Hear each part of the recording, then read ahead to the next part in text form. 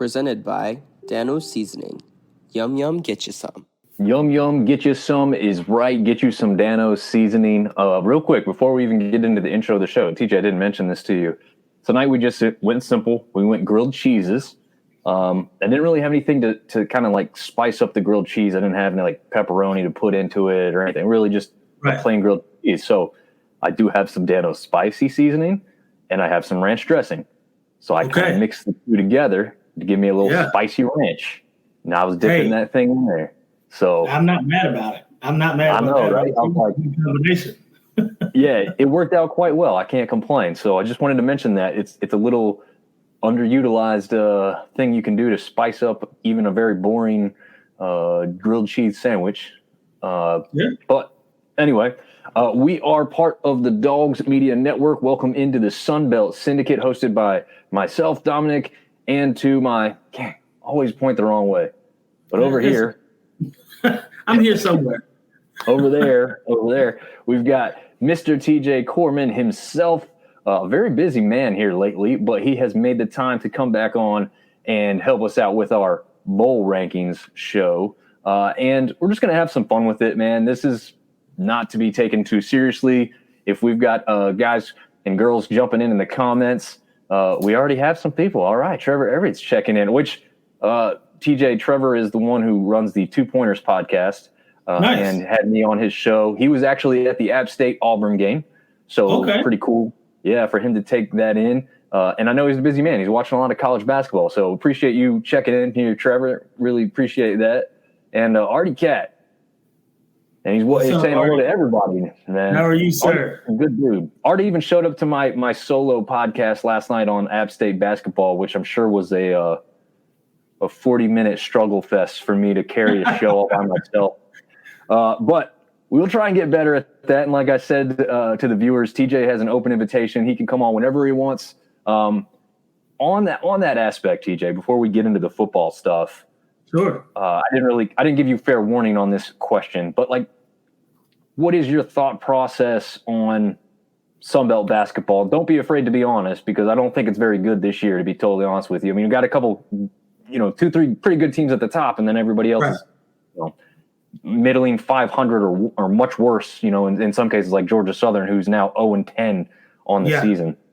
But I mean, if I'm being honest, I hadn't kept up a whole lot with it. I do know Appalachian State has gone on a sort of historic win streak lately, which, and by historic, I mean like 20 some odd years since we've been this good this early. So, it bodes well for us in the future, I hope anyway. I say overall, though, like you said, it is sort of a down year for us. I know James Madison's pretty good.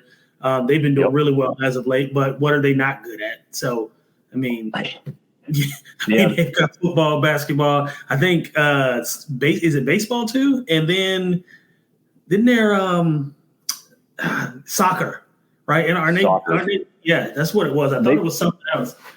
Yeah, they're calling themselves an everything school because they had, an undefeated football team until they played these guys. That's right. Now they got a number 20 ranked basketball team in the country. They put men's and women's soccer teams into the NCAA tournament. I believe they have a pretty good field hockey program. I believe they've actually, obviously before the football team jumped up, all the other teams have been Division I, right? So that's not that big of a jump for them to just change conferences. But I believe they have a previous national championship in field hockey, if I'm not mistaken. Really? So, yeah, I mean, they have where they're positioned at in Virginia is kind of the best of both worlds. They can grab from the northern part where like field hockey and basketball are more prevalent, and they can also grab from the south where football and some of the other sports like baseball are king. So they're set up pretty well there as far as geographic location is concerned. So it's not ultimately surprising. They have been pretty good in a bunch of stuff so far. So we'll jump back in. Wanted to mention, obviously, we're presented by the Dogs Media Network and collegefootballdogs.com. I believe we are posting up bowl previews just about every day. I'm still put the finishing touches on 2 of mine that are actually Sunbelt games. And then they'll be posted probably tomorrow at this point, I think. But go to the website, check those out if you haven't, to see what our thoughts and feelings are on some of these bowl games coming up. Of course, Sunbelt specific, but even if you've got some interest in some of the other ones, we've probably got somebody writing an article about it. I was going to say, we probably got you covered. Yeah. We've got guys doing recruitment articles, transfer portal articles. And speaking of transfer portal, TJ, did you see the news today about Mr. McCall? Yeah. Well, I did know he was in the portal or entering the portal, but I don't know what happened past that. Okay. Well, he is coming to NC State officially. How about that? Yeah. So, well, NC State could certainly use a quarterback because the one they had last year was not, I mean, this guy was awful. And that's just that's putting it that's being nice. And that's what's so interesting is that was the Armstrong kid who like set records in Virginia. But I know, you and I both know Virginia's never been a world beater when it comes to football. So I don't even know especially what records he beat. Yeah, it's not like, if you're at Virginia Tech and you beat like Vic's records, we're talking about a player. But like if you're at Virginia and you beat some other guy we've never heard of record, sorry, I just, doesn't mean much. The kid they had behind him, Morris, was more of the dual threat. I was impressed with him, but he's transferring out. So, in comes McCall. I think at this point, a lot of people think he will be the starter. I had a guy at work today come up and be like, what about this McCall kid? What can you tell me? And I said, well, what kind of offense do you expect to run with him? I was going to say, it depends on what you want. Yeah. I said he's going to be really successful in a read offense where he can get out of the pocket and make plays with his legs as well as his arm. But if you want an elite, drop back pocket passer, I really don't see that being him. I mean, Tim Beck tried to make him into more of that this year, and I don't think it was successful early on. They tailored the game more to him until his injury, obviously, and they started winning games. So if you let him be the player he is naturally, I think you're going to see a lot of success with him, especially surrounded by more Power 5 talent on the field with that Concepcion, their wide receiver. That could be a tandem. But it looks promising. But like you said, you've got to, quote unquote, let him cook, right? Like let him be himself.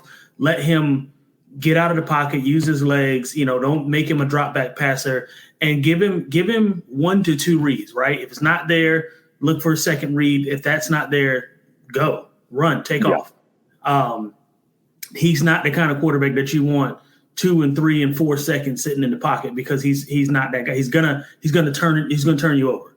And that's the problem that he's had when he's been in those kinds of offenses. So I think he's a quality talent? Yeah, absolutely. I think he's serviceable. He can certainly do the job, but the offense has got to be what he's good at. And I think that's the mistake a lot of coaches make, is trying to turn people into something that they're not. So absolutely. Yeah, no, I totally agree with that. I think that's, like we said, exactly what you saw with Tim Beck early on, trying to learn. He's a first-time head coach. So, and obviously, being a first-time head coach, you want to do things your way, right? Like you want, if we sink or swim, you want to be sinking or swimming, doing it the way you've done it. So yes, absolutely. There's no doubt about it. So you understand it from that perspective. We said Trevor's joining in, checking in. He said he's got 2 screens up, which we appreciate. I have the exact same screen up over here too. App State currently up 81-74 over Queens. Yeah, I got my. I do have it.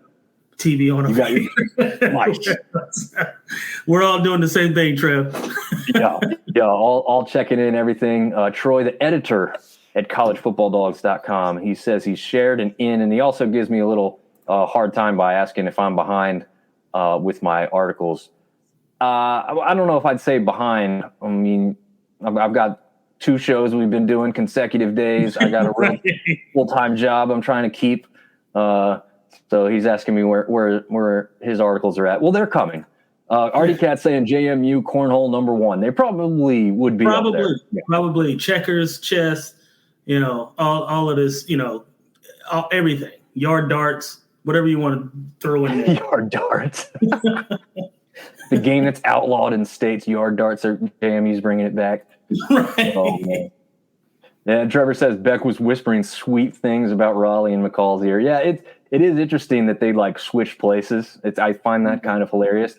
I mean, it also makes sense, right? Because if whatever they're button heads, or I'm not saying that's what was happening, but I'm just saying if worst case worst case, they're butting heads. He's at least saying, I think you could go up there and make a difference. And if you want me to put in a good word for you. So it does make sense, but it also is kind of comical that they've literally kind of flipped spots with where they're at.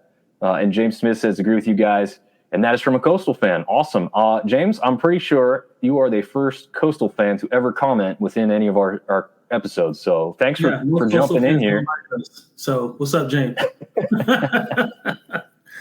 Yeah. So, I mean, you can talk to that maybe a little bit more specifically. You were really out down there on the field last season when App State went to Coastal. I mean, was McCall impressive that close and up in person to you? I mean, he had a really good game that night. Yeah, he had a really good game. And I will say, like, and we touched on it a bit. I mean, he's the kind of person that is an athlete, right? Like he can play the position, but he's not your quintessential quarterback, right? And watching him up close solidified that for me last year, but also what gave me a lot of, I guess, pause during that game was the talent he had around him, right? Like he was in large part a product of what the weapons were around him last year. And I think that was on super huge display against us. I mean, we let a lot of big plays go last year. I mean, standing on the sideline watching it too, it's one of those things where it's like, they're really good. Like all around, they were really good. And so it was hard to read it as it being him, as the reason why they were successful. Not to take anything away from him, but you ever hear the term game manager, right? Yes. Yep. He's not going to win the game for you, but he's going to make enough plays that you don't lose it. Like he won't be the reason you lost the game. Yeah, I could see that. And that's actually, you said that perfectly, because if you go back in his history, I think this year was his worst year statistically for interceptions, but that kid takes care of the ball. Yeah. I mean previously, in years past, he has not been. Now, again, this year was, I think, an anomaly, but he traditionally does not turn the ball over. And like I said, he manages the game. It's kind of like a lesser Kirk Cousins or somebody like that, or a Josh Dobbs. Josh Dobbs is a really good example of it. Like he'll make a play every now and again. He'll run for 20 or 30 yards, on a scramble. He'll roll out. He'll put the ball where it needs to be on on a high-low read, those kinds of things. But he's not going to sit back there in the pocket and pick you apart. That's just not who he is. And, and there's nothing wrong with that. That's gotten a lot of people to the NFL. Not saying that he's going to go there, but that kind of ability has gotten a lot of people to the NFL, i.e. Josh Dobbs and, a couple others. So, yeah, I think that's a good thing to touch on is the NFL aspect. You got to think part of him going to a Power 5 is to try and prove those doubters wrong. Right. With where he's been. He had to have been told something like they need to see more out of you for you to be where you want to be going into the draft or something. Right. I mean, that's what I'm thinking. Right. I mean, someone alluded to the fact that if you stay here at Coastal Carolina, your draft stock will stay stagnant or drop. And if you want it to improve, you have to go somewhere else and be successful. And that, because Beck's running an offense that doesn't fit his skill set. So exactly. It makes sense for him to leave. Like when you talk about stay stagnant or drop, my only thing I can think of is it dropping because he's just not equipped for that offense. You know what I mean? So right.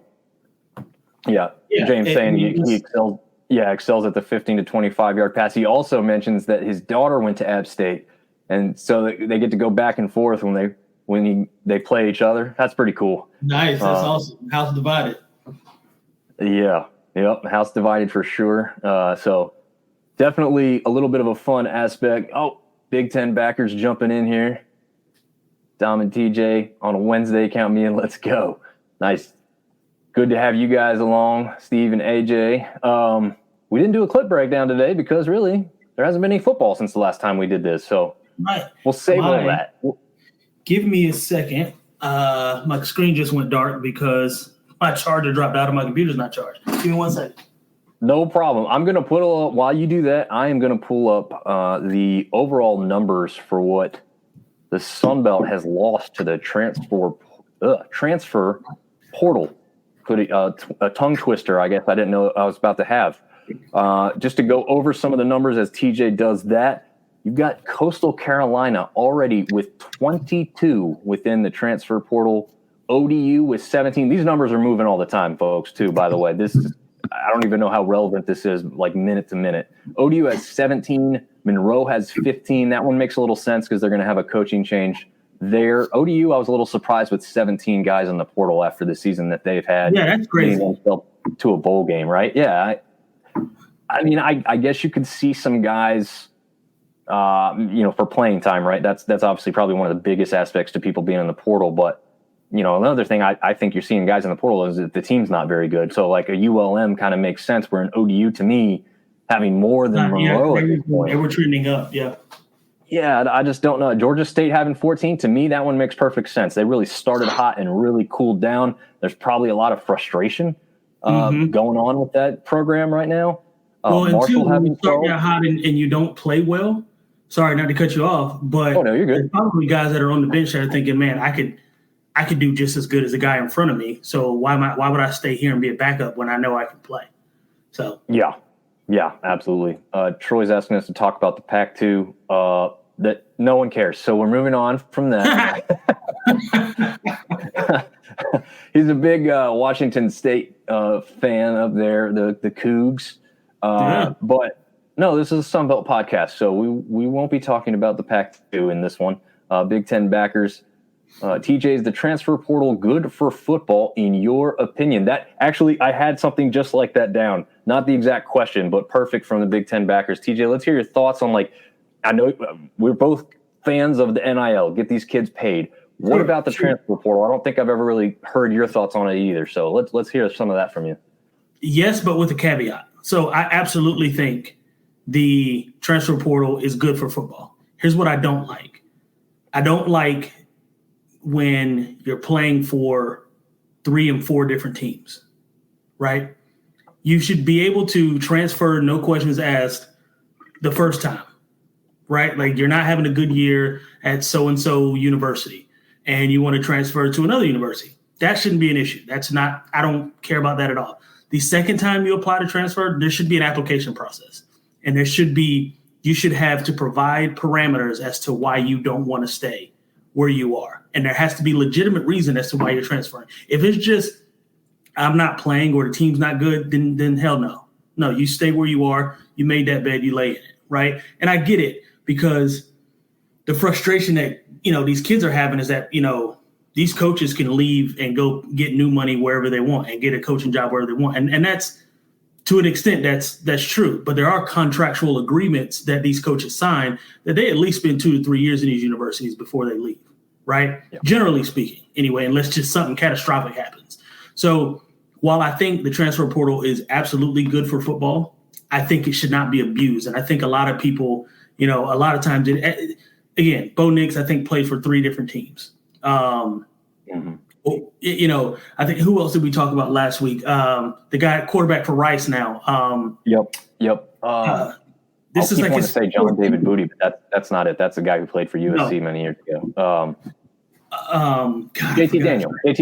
Yeah, JT Daniels. He's played for like 4 teams. No. Okay. The answer is no. Yeah. After 2 times, you stay where you are. Right. And the second time, again, there should be an application process. So there should be some sort of, you need to provide us with some hardline evidence as to why you need to go, because past that, come on, man, this is too much. It's not good for football to see a person in a new jersey every year. That's not good for football. Yeah, I agree. It equated to the NFL free agency. Doesn't it kind of feel like that now? Yeah, well, but here's the thing, though, and I don't mind NFL free agency if you're getting cut at a team because they just, they run out of numbers, right? Right. This is not the 2 things are not the same, right? If I'm on the Dallas Cowboys and we've got 5 running backs, but we only got 4 slots at running back, and I get cut, then obviously I'm on a free market and I can go wherever I want or whoever will take me at that point. But that's a different issue altogether than I'm just not good enough or I'm not getting playing time or the team's not good and I get to leave. Like, again, there's contractual agreements in the NFL. If your contract expires and you run out, then you're a free agent. you get to hit that market, right? Or, like I said, you're a big name player, you force your way out of a contract. That's a completely different situation altogether. But in college, I think it's important that we're not teaching these kids anything by having them leave whenever adversity strikes. Right. You know what I mean? Yep. You can't, and it's not good for the next level. Like, I don't think I don't think there are NFL teams chomping at the bit to get Bo Nix. And you can correct me if I'm wrong, but he's probably going to go late first round, maybe early second round. But I don't see him. He doesn't move the needle for me if I'm an NFL. Right. He's not somebody I get on my team and I'm like, he's not a Caleb Williams or a Michael Penix or somebody like that who's going to come in and immediately be good. Yeah. So it doesn't do me any good as an NFL coach to see a guy transfer 3 or 4 different times, because that lets me know he's not. When adversity strikes, he's not the kind of guy that I want in my foxhole. Yep. Yeah. So, and a perfect example of that is, as good of a season as he just had, they're talking about Drake May. He's now declared for the NFL draft, and they're talking about him being, up towards a possible number 1 pick. And it's like, this kid didn't even, so like that tells you it doesn't, the team aspect of that doesn't really matter. Like, it's really just a look at the guys as individuals, which, I mean, it really should be, obviously, anyway. But we got a couple other questions I want to get to too. Coastal's 20, which was primary playing time and seniors wanting to prove themselves at a higher level. Yeah. But again, that I do agree with TJ too. Like, you're destroying an entire team when you take that many guys away. Like, Beck has to go, and now part of that's probably okay, right? Because that's a little bit different of a circumstance. I'm with you, and I think you'd agree too. If there's a whole coaching staff change, that should be one of those like applications, waivers that gets approved. Like, hey, there's nothing we can do here. They can't hold this. And like you say, hold these people accountable because the coaches are held to contractual obligations. The reason that they can also move is because the team that's taking that coach usually is giving them a ton of money in buyout. So it's not the same as these kids just going, I just want to move. The coach isn't just saying, I want to move. He's getting, in most cases, life-altering money for not only his family, but also some of that money going towards the university he's leaving a lot of times. So it's not 1-on-1 with these coaches and these players leaving. But I do agree with anybody who says if a coach change occurs, which I think Troy has up here, coaches and coordinator changes. Coaches. Well, and that's part of the justifiable reason. Like, okay, so first time you leave, fine. Second time you leave, there was a coaching change. Okay, justifiable. That's fair. And if I'm an NCAA, I let that ride. Or, I'm having a difficult time here. I want to get closer to my family because, my mom's sick or somebody, so those are things that make sense to me. But I'm not just, we're not good. And, I'm not getting any playing time here and I'm better than so-and-so, but the coach doesn't like me. I'm sorry to hear that, brother. I'm sorry to hear that. But the answer is unequivocally no. Emphatically. Buck up, young buck. Yeah, bro. Like, you're going to have a job at some point one day, and your boss might not like you. Are you going to quit every time? Yeah. Well, I mean, no. Yeah. But I know what you're talking about. Exactly. So, I mean, come on, man. Yeah. So the Big Ten backers are then asking if that helps or hurts the Sun Belt teams. What we've already seen, I think it hurts the Sun Belt teams in immediate future. But, and TJ, you can speak to this because you played at that FCS level. There's a ton of talent there that it's also trickling down. So the Power Fives are grabbing from some of the G5s. The G5s are grabbing from some other G5s, obviously, and some Power Fives. But they're also grabbing up guys, and App State just did this with Malachi Jackson. Is that the first name? First name right? He came up from was it Stony Brook? Somewhere he was lighting it up as a wide receiver. Now, Division I FCS. So it does trickle down, and so I think it's not the biggest hindering thing. But I just talked about it last night in the basketball. It destroyed the basketball conference. I think this basketball conference as a whole. I'm not saying the best team last year was better than James Madison. Not saying that anything like that. But I am saying the depth for the entire conference. When you look back at where some of these guys were last year, statistically, like leading some of the statistical categories within the nation or being in the top 5 or top 10, we had a lot less of that this year in basketball because a lot of those guys were grabbed up by bigger and better programs, to be quite honest. We had Jordan Brown go from Louisiana to Memphis. He's since been like kicked off the team or left the team, so that's unfortunate. We had Mika Hanlogden, like a 7-foot center for Marshall, get an offer to go to Florida. He's been gone. Yeah, I mean, a lot of talent lost in other sports, but I think it's also showing now in football as well. So, yeah, I think it kind of hurts immediately, but you could probably find some diamonds in the rough. I feel sorry for the coaches, man. I know that they get paid a lot of money, but this is it's hard, more than full-time job, man. They're probably putting in hundreds of hours all the time, just trying to keep up. I mean, look at Deion in the portal right now. I mean, he's got like 7 transfers that are just on his offensive line that are coming to play with him. So, and he needed it, right? I mean, the offensive line was absolutely horrendous. But still, you got to hit. I mean, there's no off days if you're a head coach in college now. There are no off days, especially with the portal, with recruiting, with all of these things that you got going on. Like right now, there's no downtime. Again, season ends now. If you're not a bowl, not a bowl eligible team, you're right now on the road. Like immediately you're on the road. There's no slowing down. So no. And I think that's why you saw some of these guys commit to App State and some other programs last year, because he got to spend more time on the road because they didn't go to a bowl game. So no championship game, no bowl game. So you get to get out there.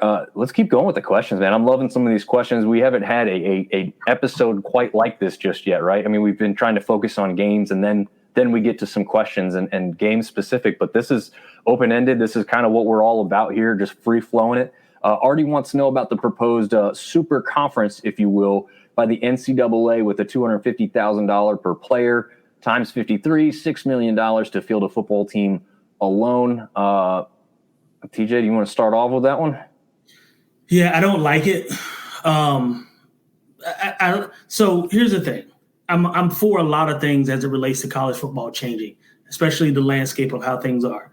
But I do believe that there are conferences that need to happen, right? Like you need Big Ten, you need Pac-12, you need, Big 12, SEC. Like you need this because it helps. Think of it from an NFL perspective. There's the NFC East, AFC East, blah, blah, blah, on down the line.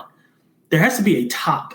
Like there has to be a ceiling at some point for each of these teams. Otherwise, we're going to get back into where we were in the 90s, where we're just ranking teams just to rank them. And, the top 2 teams that, because a committee got together and thought they were good, end up being the best teams. Now, there's a different system now because I think it's 10 games or 12 games that we're going to in 2025 for the bowl games. So, or the playoffs, the NCAA playoffs. Yeah. So there'll be that. You'll be able to determine a true best. But getting there should be part of that. Like and two, having a super conference takes away from those schools. Like I want a conference ring. Right. Like I want to be a conference champion, because again, what if I don't win the national championship? What if I don't win the bowl game that I go to? Right. I want to know that I was a conference champion. You know what I mean? So yeah, I think those kinds of things, it matters to the kid. I know for me, when I was at App State, winning the national championship was awesome, but also finishing number 1 in our conference, that was because it was hard to do. Like that's hard to do. You beat up on each other. Furman was good back then. Georgia Southern was good back then. I mean, these schools are still good, but even Chattanooga gave us some decent games every now and again. Wofford was always tough.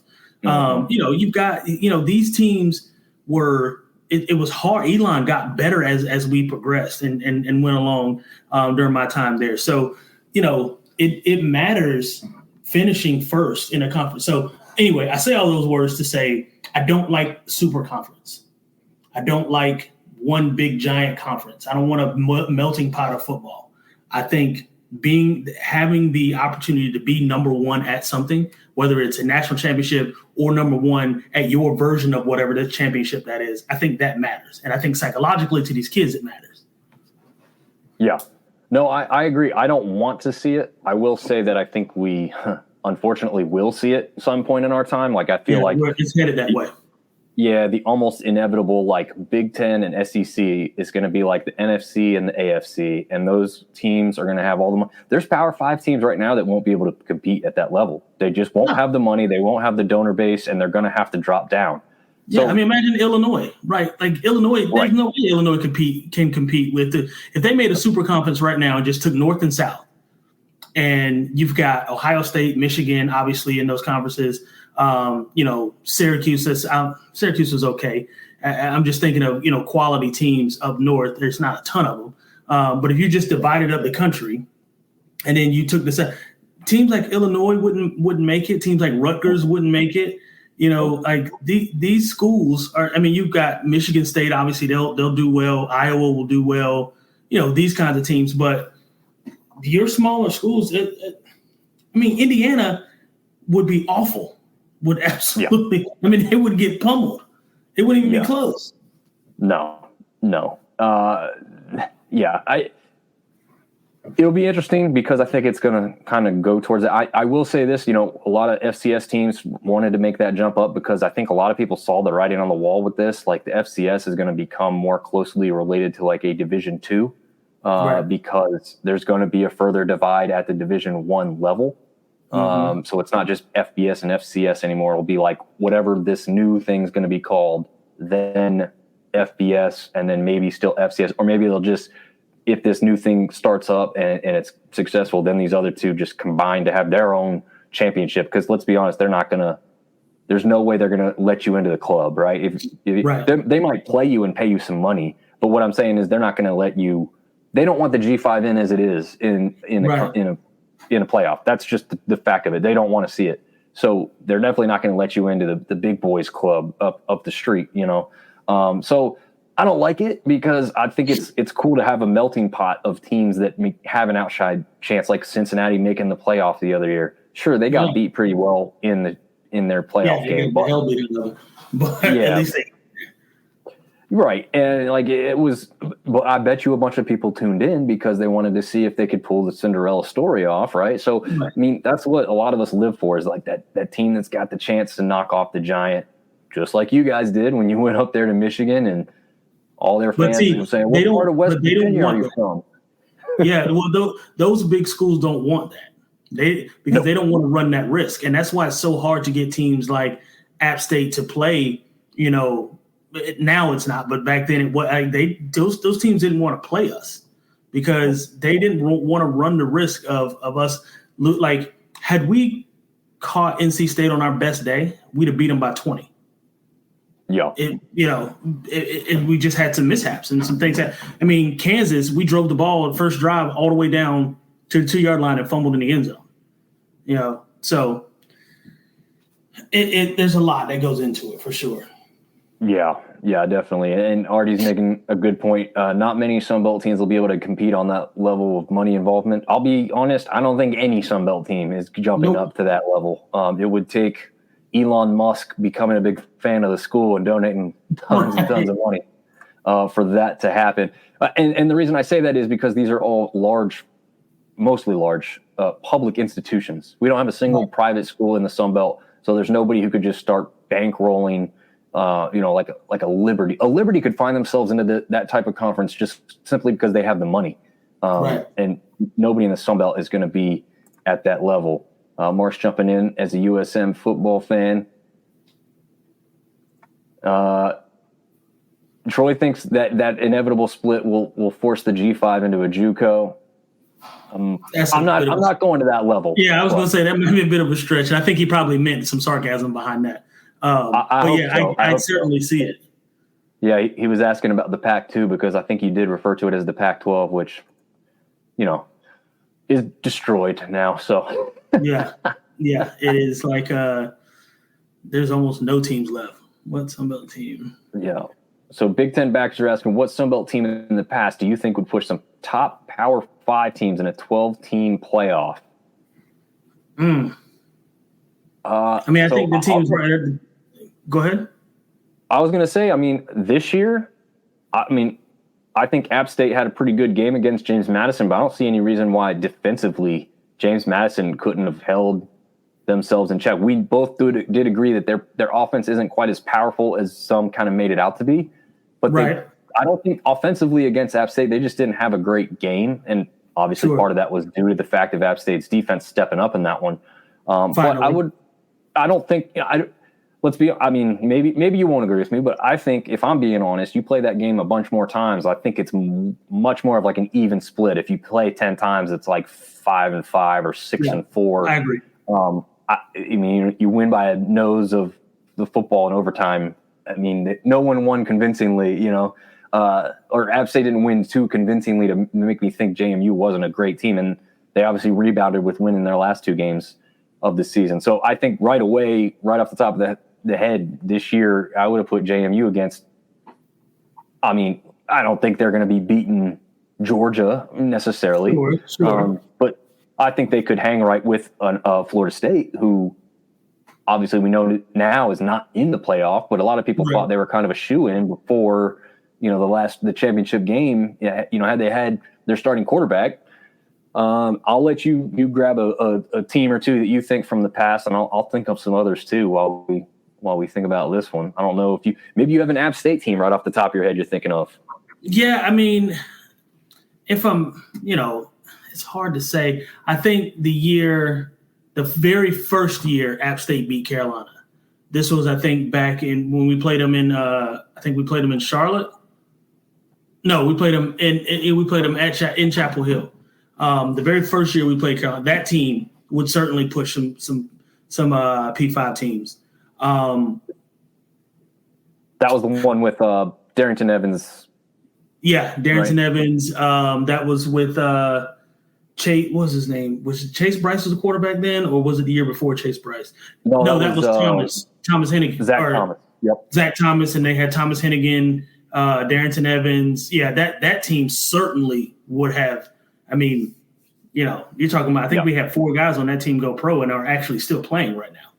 I was going to say, I just pulled up the 2019 schedule. Their only loss was a incredibly cold and windy night up in Boone on Halloween of all days, and they lost by a field goal. They had the plays executed to win that game, but the windy and terrible cold conditions.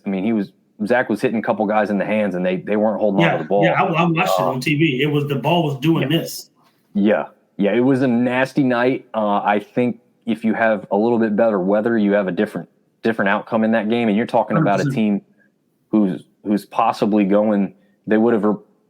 I don't know if they would have replaced, but they would have had a win over a Power 5 team, and possibly going up against. I think it was Cincinnati that year who went to the New Year's Six. So you're talking about an App State team that could have been there. Scored a lot of points that year. Yeah. They scored a ton of points that year, and their defense was, after the first couple games, they had they were allowing over 30 points a game in their first 4, but they rebounded and had 3 straight games where no one scored more than a touchdown, and then a couple games near the end where people were scoring about 2 touchdowns at most. So, defensively, they were still strong. Offensively, they were crushing it. So I think that's a team for sure. It's hard to say on any of the newer teams, Southern Miss and the likes, because I don't know their history as far back as well. Although, we did just say James Madison, which is one of the newer teams. I think it was 3 or 4 years ago, Louisiana's team, when they had that very mobile quarterback, I forget his name. They were really good. Yeah, let me pull his name up because Levi Lewis. Yes. Yep. I think that team, and again, I'm not saying they would beat a Georgia or a Florida or LSU or Oregon or anybody like that, but I do think that they could make some noise for sure. Yeah, I was going to say So the year after, we talked about that App State team in 2019. The 2020 version of Louisiana lost 1 game, a 3-point contest at Coastal Carolina. Oh, by the way, they beat number 23 ranked Iowa State to start the season. Mm-hmm. And That was I guess that was the COVID year actually. So Yeah. it's a little bit of an outlier. But the conference championship against Coastal Carolina got canceled. Right. So you're seeing a team there that could have challenged as well. That was going to be my other years, the App State team that barely lost to Penn State, the App State team that barely lost to Tennessee. I mean, we have like actual examples of it. Like this isn't just us thinking about maybe who could have done it, who couldn't have done it. Like App State won or lost by a fumble in the end zone against Tennessee and a overthrown ball by Thomas Hennigan against Penn State, and barely overthrown to that. You know what I mean? So like the us competing is a real thing. Like it's an absolute real thing. Like that year when we almost beat Penn State, we probably would have placed third or fourth in the Big Ten behind Ohio State, Michigan, and I think that year maybe who else? What was it? Wisconsin? Yeah, Wisconsin. I think was really good because that was the Taylor year.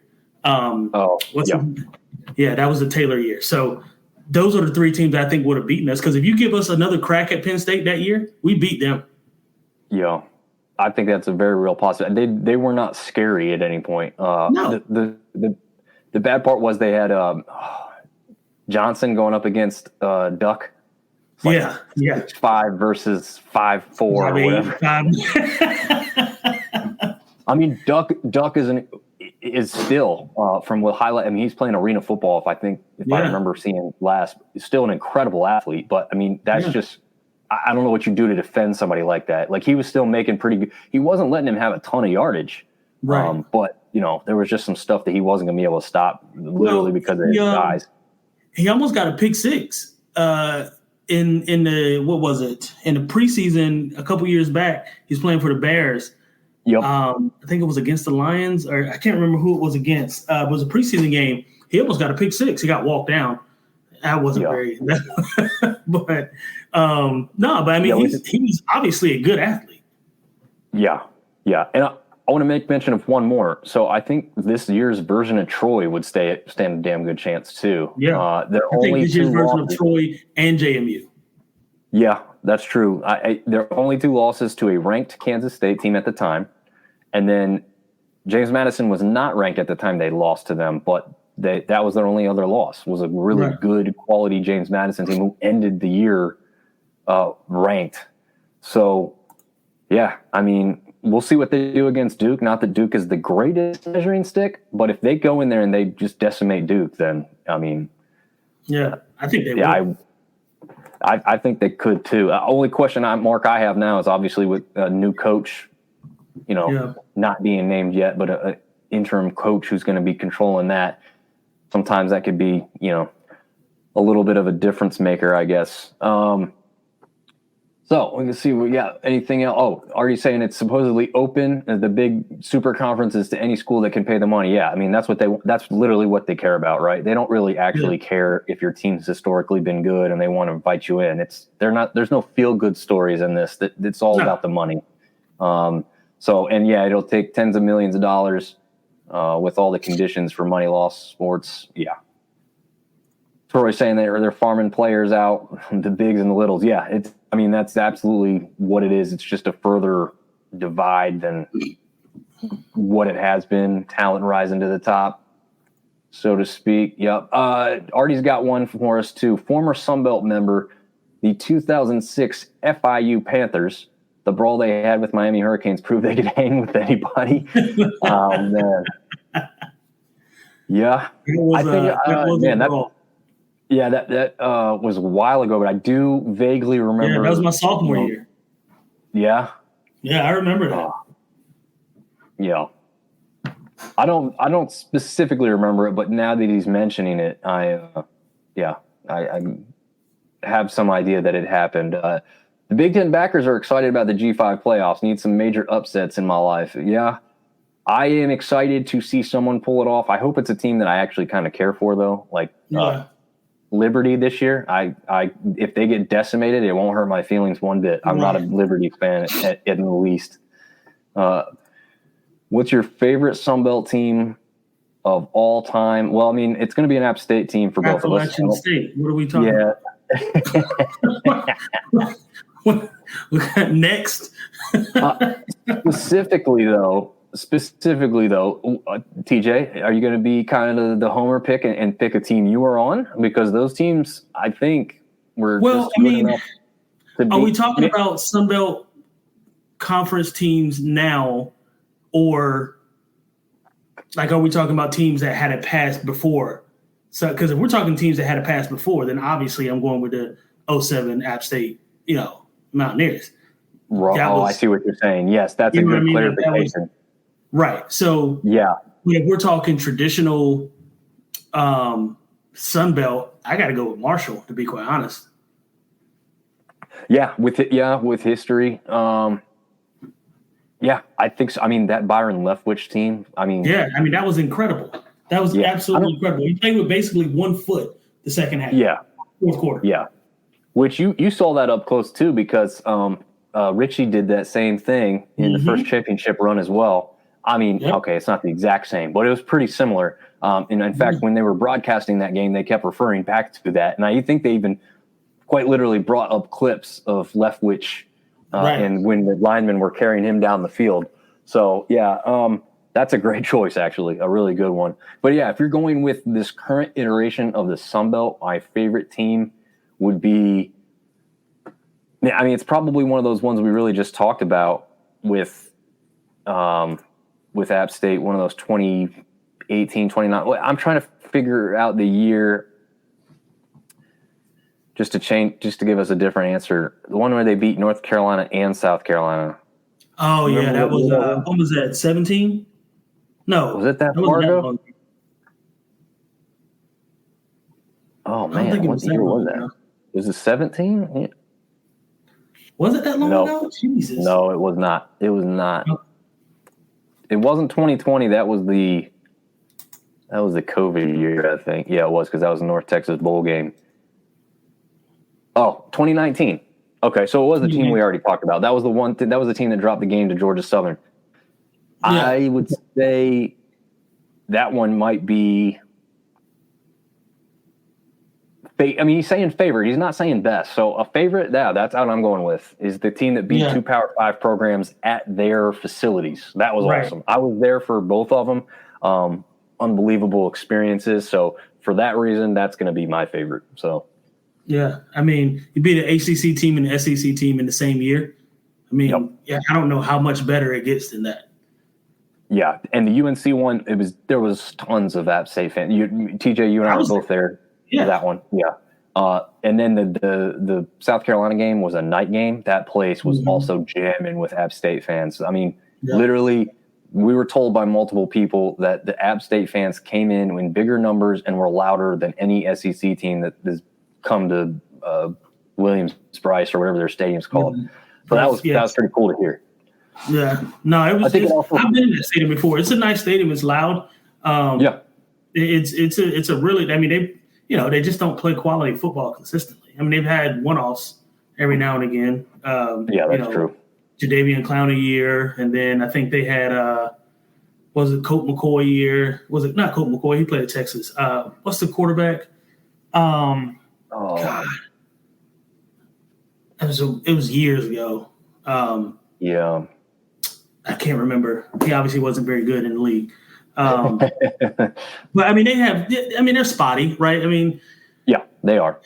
It's not. They're certainly not Clemson, which is gotta suck because you've been around longer. Yeah. Well, that's the funny thing is, like, the year that App State beats 2 Power 5s, neither one of them is all that amazing. Right. So you can't hang your hat on and be like, we beat 2 ranked teams, and neither one of them was even ranked. In fact, it shouldn't even had a close game against South Carolina. They let it get way too close at the end, but whatever. Artie, moving on from that, says Georgia State and their incredibly old traditions from the early 2000s. It takes you back to yesteryear. They have traditions at Georgia State? I mean, I'm unaware of these. Yeah, right. All right, well, I love this discussion so far, but let's also jump into what we called the show, right? Because that's why we came in here. We'll get into this, and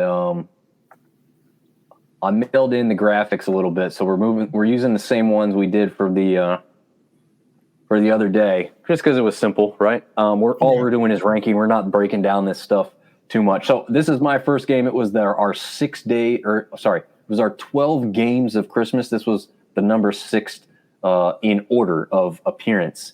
But today, for me, my big time game that I'm going to care a lot about and be really interested in, and like I said to TJ earlier, this is me trying to remove my homerism. The game that I'm going to want to watch every snap of is App State. I'll still want to watch every snap of this one, but I think from an outside perspective, this is the one that people should be paying attention to. We've got a really, really good quality Troy team who's now sitting 11-2, going and playing a Power 5 program. The first time in Sun Belt history that anybody from the Sun Belt has gone on to play a Power 5 program in a bowl. Mainly because of the circumstances, to be quite honest. There's never been 12 teams from the Sun Belt in bowls either, and that's part of the reason they've been placed into this bowl. So it's well earned, but for that reason, it's getting my number 1 ranking. TJ, do you just want to go back and forth with these, or you want me to go through all mine and then? You can go run. Yeah, you can run down yours, and then I'll run down mine. Okay. I'll bring these same graphics back up when you run through yours and try and reorganize them or something. Sure. So the second game for me is a weird one, right? Neither one of these teams have amazing records. It's not going to stand out for that aspect. But this is Texas State's first bowl game, and we're going to bring Artie's little thing in here. He's excited to be going bowling. He also says he despised Troy, but he does want them to win big against Duke. Yeah, I think I'm feeling the same way. I don't really despise Troy, but I do, just for conference supremacy, want to see them just annihilate the Blue Devils. Also, us being close to Durham, I just want to see them go down a notch because all of a sudden people were talking about a Duke football team that mattered, and I'm like, I still don't think you guys are really. It doesn't feel right. It doesn't hit the ear right. Yeah. Okay. So Artie just commented this, and this was actually part of the thing I was going to mention. This is why I'm really excited for this and ranking this one second. Their side of the stadium is completely sold out. Rice is going to probably pack this place out pretty good too. It's not a big time travel game for either one of these fan bases. Right. So this is an inter-Texas matchup down in Texas in the Frisco Bowl. So I mean, man, I think it's just going to be the atmosphere for a bowl game is really going to be greatly improved in this one. And again, that's why I've got it listed as a number 2. Oh, I'm clicking on the wrong thing here. I'm like, why is it not moving? That's because I'm clicking on the wrong screen. Excuse me. Number 3 is kind of similar to the same reason I just put that other game at number 2, but I've got the Cajuns going up against Jacksonville State.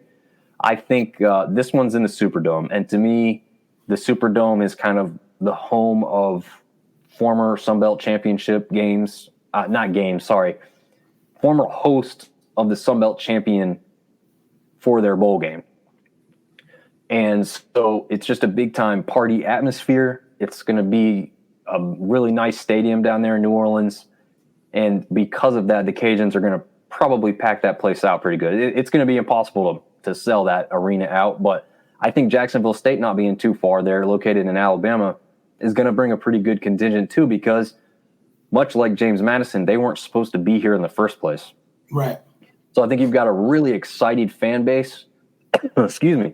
And one that really wants to get to this game. First bowl game is in the Superdome. That's not a bad thing. So, again, a lot of excitement going into that one. Obviously, number 4 is more of the homerism reason, and I'll let TJ touch on that so I don't steal his thunder about why this game can be great. But obviously, I'm ranking it high mainly because I care so much. But you do have a MAC champion on the other side, so a reason for other people to tune in.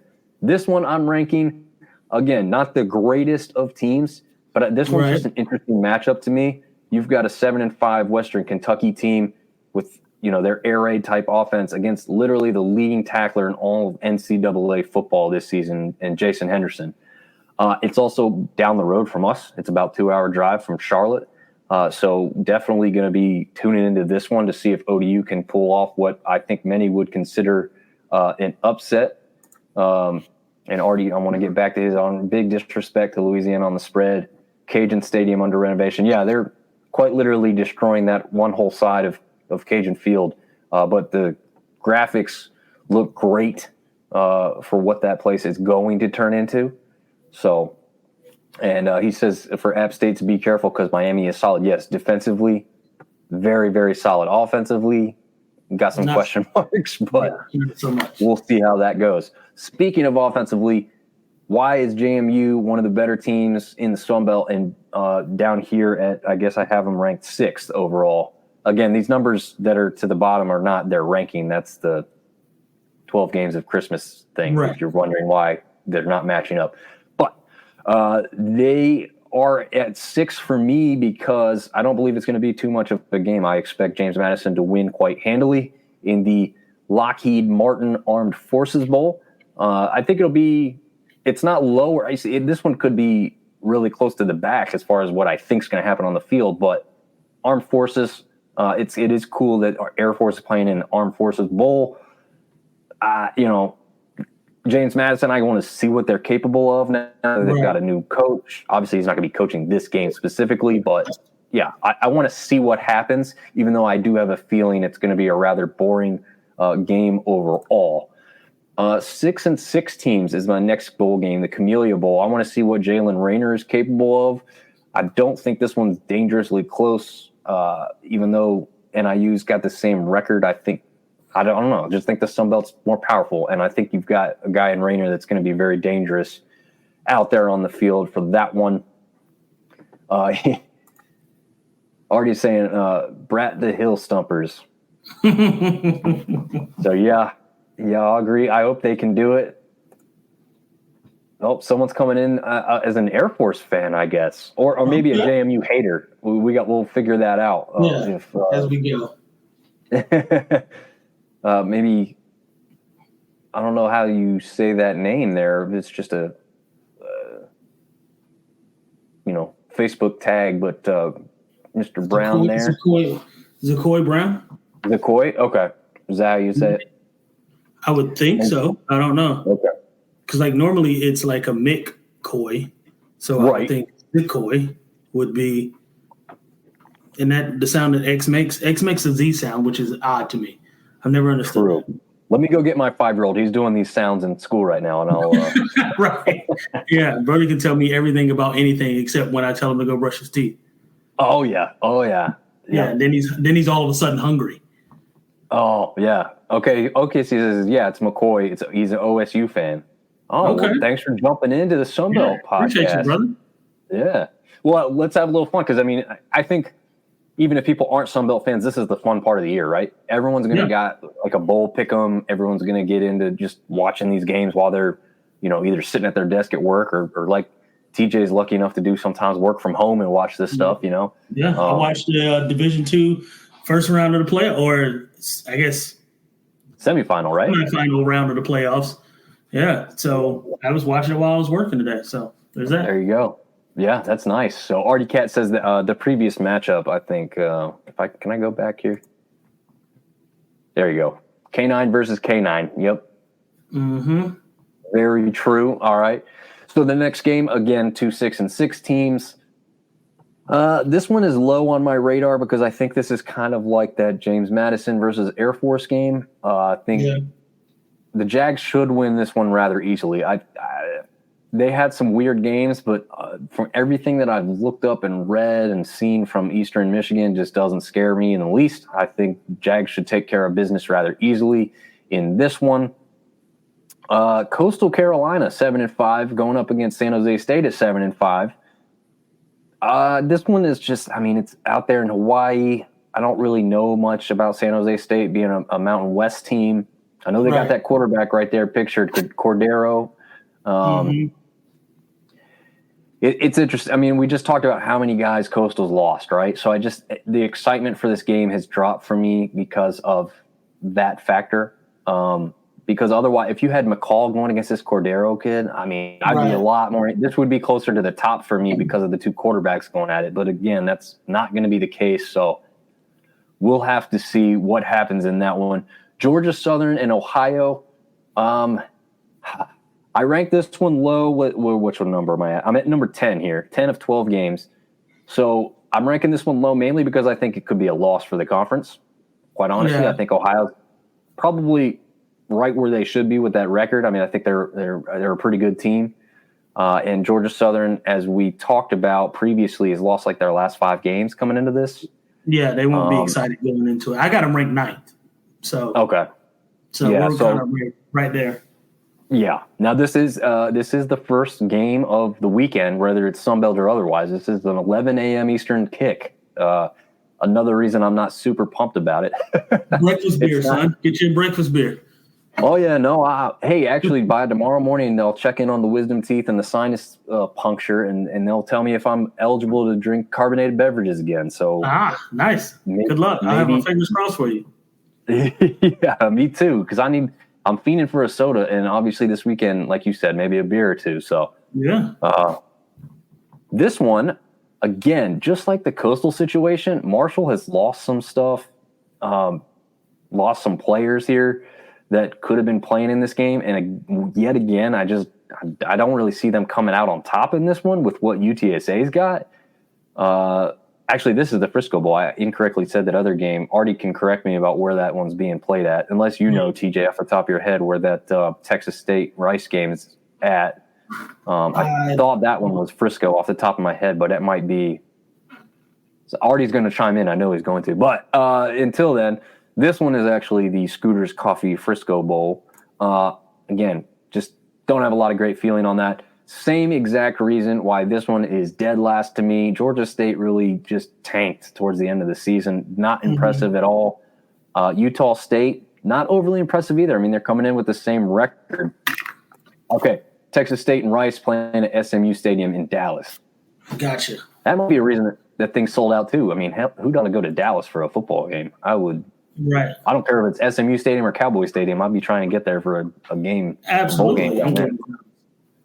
But yeah, the famous Idaho Potato Bowl, again, that's the other big reason for this one to me. I mean, you're probably going to be looking at like blistering cold conditions, which means not as much success through the air, a bunch of runs, probably not a ton of runs. If it's like, I've seen this bowl game. I think I both have probably seen this bowl game in the past when there's like snow falling from the sky.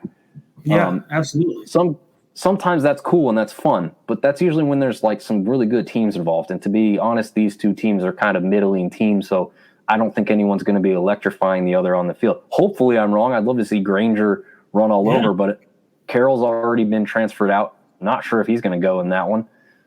Again, it's so hard to keep up with not only if they're transferring or not, but are they going to at least finish out the bowl game or not? Some guys are, some guys aren't. I'm not the guy keeping the list on who is and who isn't just yet. Panther football and LOL. Yep, that's probably what they're thinking for what's gone on for them. But TJ, you want to run through what you think for your teams, and I'll try and pick up the right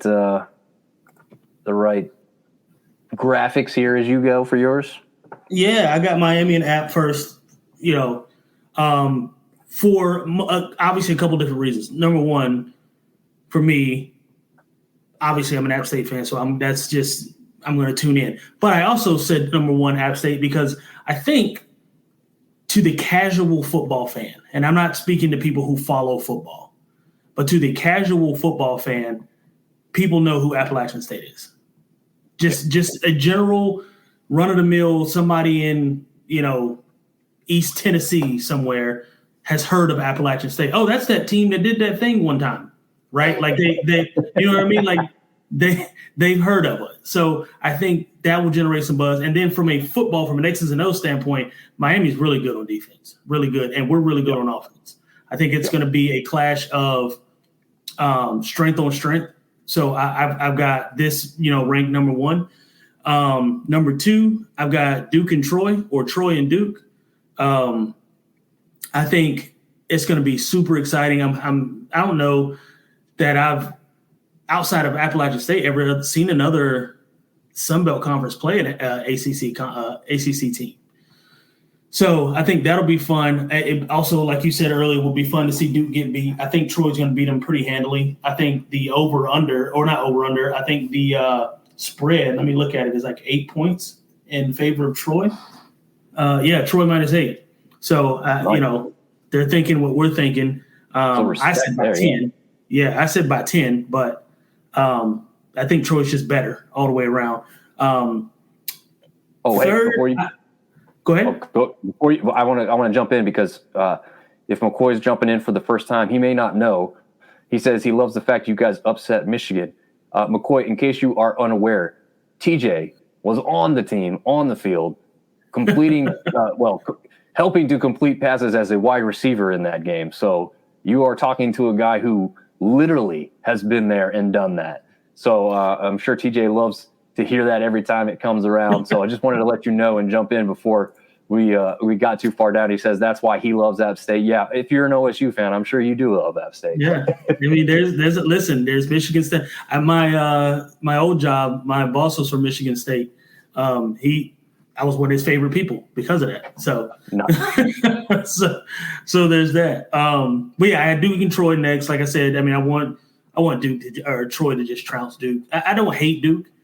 I just don't like them.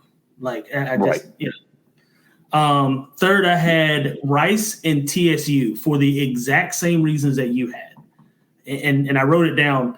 I wrote down, haha, this is going to sound the same.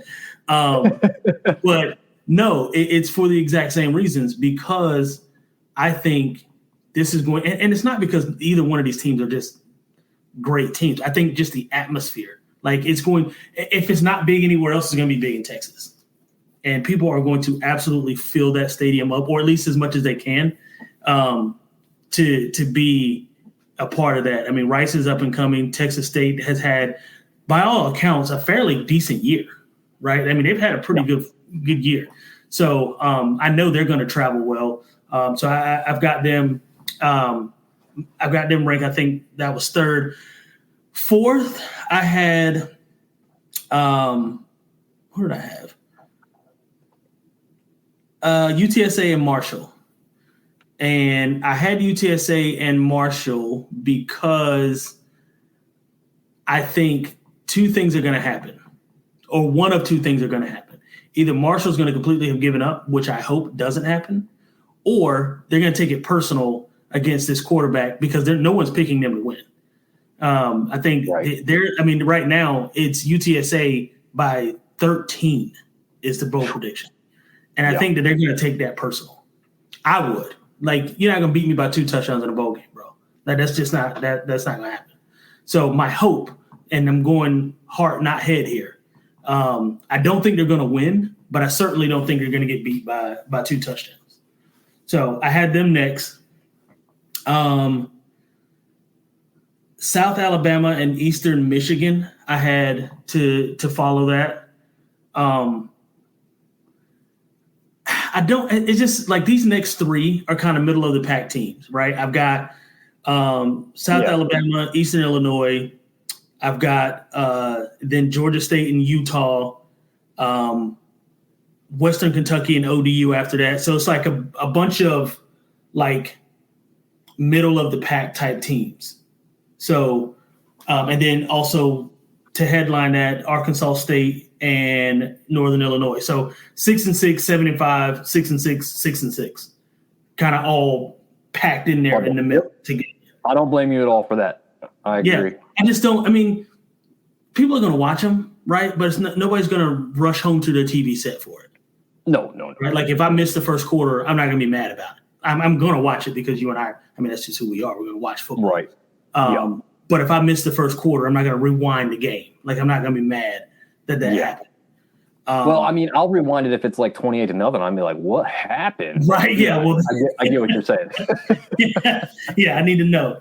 And then McCoy, I see your comment for TJ. I'm gonna let him have that, but I'm gonna let him finish his stuff first too. And Artie's saying, paging Dr. Harris. He expects UTSA to win that one, I think, is what he's trying to say. Yeah, absolutely. Let's see. 10th, I had Georgia Southern and Ohio. I think, like you said, Georgia Southern has not done well to end the season. I think Ohio's better, just to be quite honest. I hate saying that because I want somebody. I hope I'm wrong. Just like I think you said the same thing. I hope I'm wrong. Yep. I just don't see it happening. JSU and Louisiana. So I understood why you put it as high as you did on your list because atmosphere, and that matters. But I think Louisiana beats the hell out of JSU.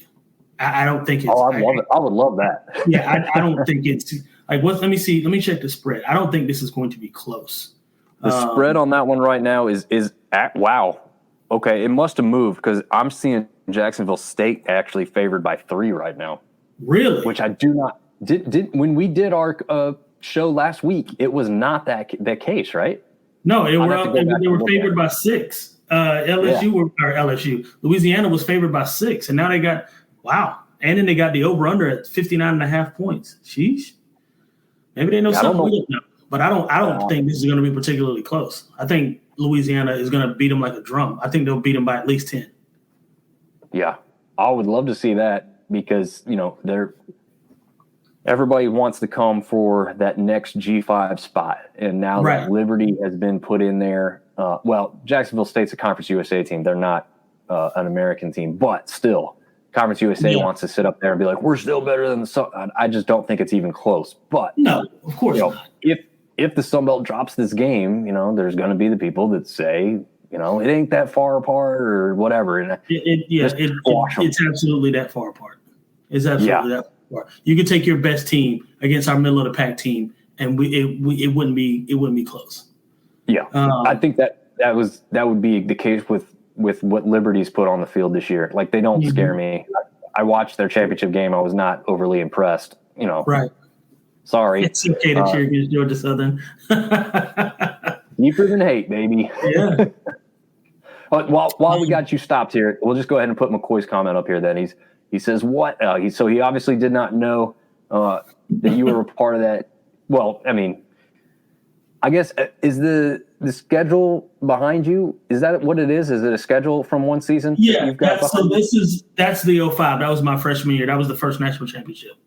Gotcha. Okay. And then, so the second and third, I actually have the 07 one in the room, but it's like literally 8 times that size. Like it takes up an entire wall. And my wife was like, "You're not putting that up in our house. Like that's not happening." So I get it. I mean, and right now it's in the attic, but the attic is going to be later on a man cave. So nice. That'll be that. So, but right now I'm not allowed to.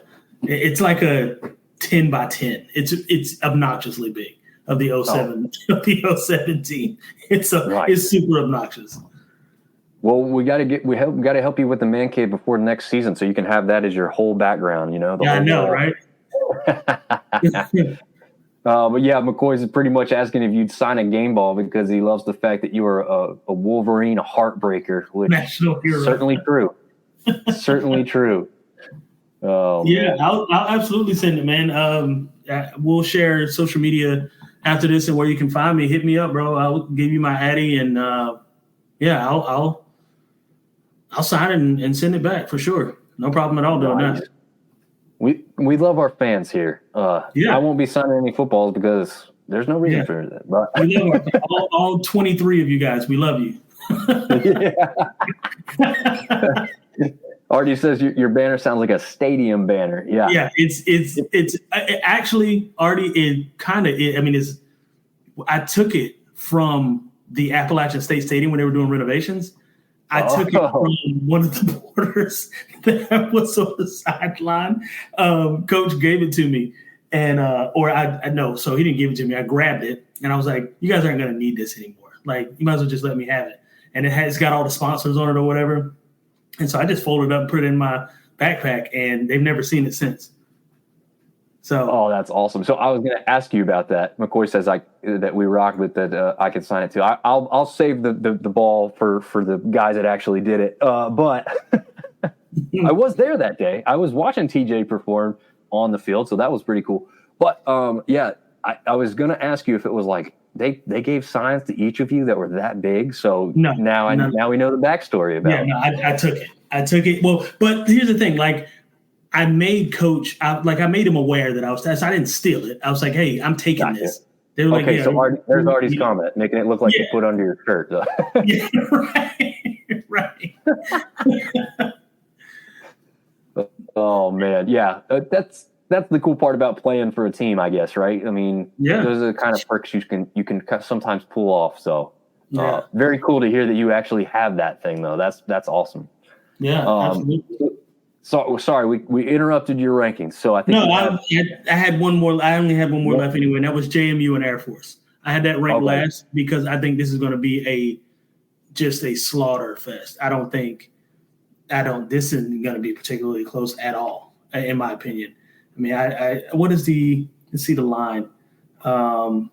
Really, JMU plus or minus 3? Is that all it is? Yeah, I got them by at least 14. They're not running the ball last week. Say again? That was also higher last week. Yeah.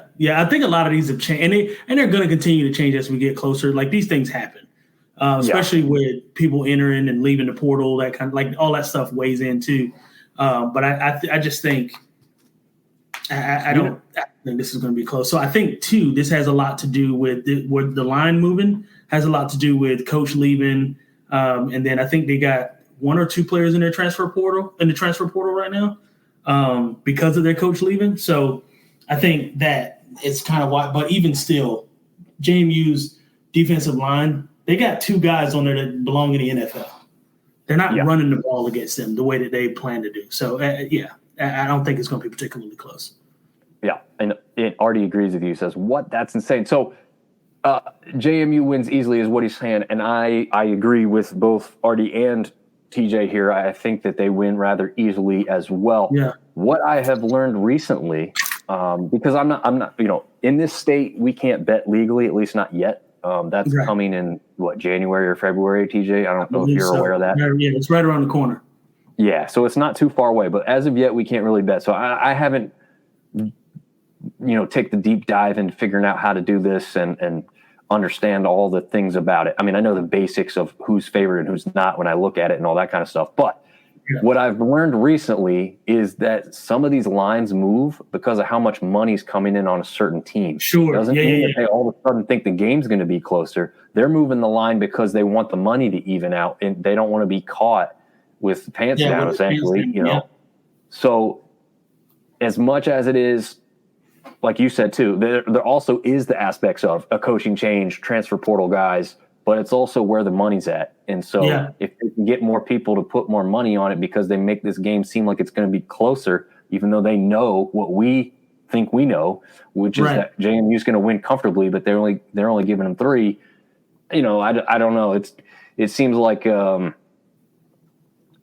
those things are happening quite a bit, and that could be leading towards why some of these matchups have suddenly, over the last week, become a lot closer on paper than they probably otherwise should be. So that's going to wrap up our bowl rankings. You know what's kind of cool? Like, we went in here with not much of a plan as far as like a big-time 2-hour show, and we still spent an hour and 20 minutes up here because we had so many people that cared to ask us questions and interact all night. So, hey. Yeah, nice. Appreciate you guys. Yeah, absolutely. Definitely do.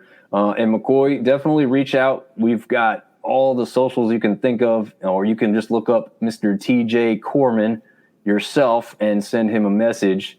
Or we can try and look you up that way as well. If you really want to make that happen, we will. Well, TJ pretty much will make that happen. Yeah, absolutely. No problem at all, man. You can find me on Instagram at Mr. Corman12, man. If you're serious about it, like I said, I'll shoot you my address. I'm a pretty important guy, so let me give him my address. No, I'm kidding. I'm joking. I got no problem with doing that, man. No problem at all. Yeah. Let me give you the P.O. box so you don't know where I actually live. Oh, right.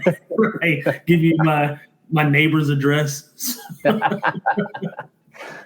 Oh, man. Well, man, you want to talk about anything else real quick? Anything, last words before we get out of here?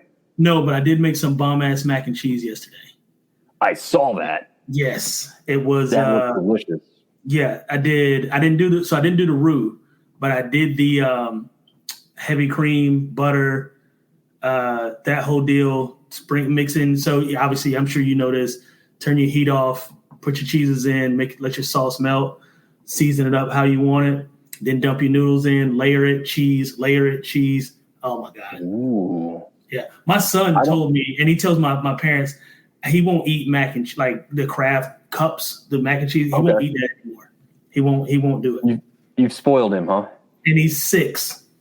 That's supposed to be like the dream for a 6-year-old is like mac and cheese cups. He won't even eat them. Right. All right. You know what I need to do is just bring my kid by your house when you make this because he refuses to eat any mac and cheese whatsoever. I don't know. Really? Well, honestly, it's not even just mac and cheese. It's just like noodles. He just doesn't want them. I don't know. Oh, okay. I'm like, my son just eat noodles plain with Parmesan cheese on it. Yeah, or like butter. I mean, like I know a bunch of kids who just eat like buttered noodles. Like that's just what they eat. Yeah. And my son he'll take noodles plain, melt some butter on it. First of all, he can do all this himself. He's so self-sufficient. It almost annoys me because it's like, when did you grow up? But he'll take buttered noodles, put some butter on them, add a little bit of salt, Parmesan cheese, and he'll just go have himself a dinner and just go sit down. Nice. Yeah. Pour himself a glass of milk, stool, and he's fine. Yeah. I am waiting for the day when that happens in my house. And in fact, when you say that now, you're going to hate it when it happens because then it's no more, Daddy, can you fix this? It's like, I'm hungry. And I'm like, okay, what do you want? He's like, don't worry about it. I got it. I'll just make some noodles. Okay. You know what? When get this teenager out of my house?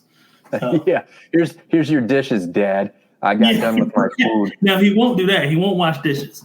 No, yeah. No, of course they won't. They won't do that until they're out of the house. And then you're like, oh, you're doing it now when you leave. Right. So, but yeah, no, that was all I had. Just some food stuff. I do have a couple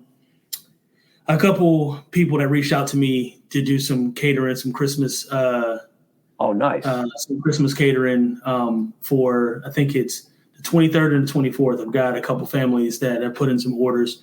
So that's going to be fun. Couple smoked turkeys, couple smoked hams, a few racks of ribs, some wings, Dang.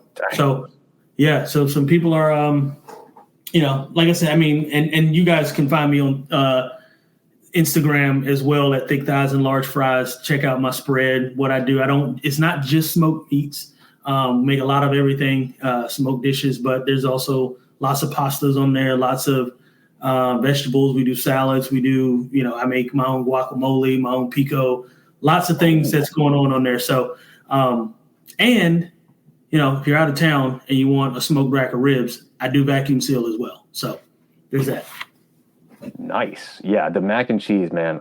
He posted that one. Was that on your personal page too, or was that just on the? Yeah, I posted it on all. I think I posted it on all three. It was on personal, the page, and then also on Facebook. Nice. Yeah. I think I might have, because it was a story. I think I saw it on Facebook. But yeah. Didn't you spoon? Weren't you spooning it out in one of the things? Or something? I had to show. You got to show the cheese pool. You got to show the cheese pool. Yeah, no, it was definitely making me hungry, man. So we always appreciate someone who can make some good food, and TJ is definitely top of the line when it comes to that. So definitely check him out. It's just a fun follow, in general. You always see the stuff that looks pretty in restaurants. This guy's doing it at home. So definitely check him out everywhere you can. I mean, you've got all kinds of stuff, on social medias. So absolutely. Check him out. Artie's wishing everybody Merry Christmas. Travel safe, everyone. Sir. I will say same to you, Artie, as well. Definitely be safe out there and just have a good time. I think Artie's not only traveling to the bowl game, but I think he's also traveling because it sounds like he's hitting retirement up and moving to Florida. Okay. Yeah, but because he covered that in one of our other episodes, I think, if I remember correctly. So have a good time down there in Sunshine State. Yeah. Yeah, and we haven't really put a schedule together for what to do after this week. I know holiday stuff picks up, but, if we got enough to talk about after this first week of bowl games, there's going to be, I think, 4 before next Wednesday. I think it's 4 or 5 between now and Wednesday, right? You are correct, 5, because the UTSA Marshall game is Tuesday. Mm-hmm. So, yeah, we could have some clips to put together a show for you. Again, we'll have to check in with each other, make sure everything's going to work out. We will do something, I'm assuming. We may tailor some days to help our schedules both if we need to do something like that. But otherwise, hopefully we can mostly plan on seeing y'all next Wednesday again. And thank everybody for tuning in, and we will see you guys next time.